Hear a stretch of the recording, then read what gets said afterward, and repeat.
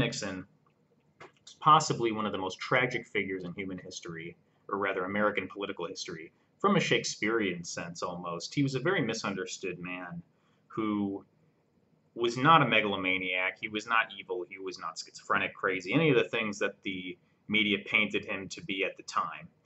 Presiding over the United States during the course of the Vietnam War would have made for a very difficult job for anybody.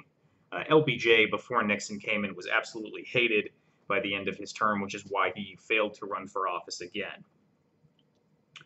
Now, Nixon, although he's remembered as someone who was rapidly conservative, was strongly in the liberal wing of the Republican Party at the time of his presidency. While he was remembered as being an ardent anti-communist working with the House Un-American Activities Committee and his strong words against communism while serving as vice president under President Eisenhower, he did things like enact the first affirmative action programs. He oversaw the founding of the Environmental Protection Agency.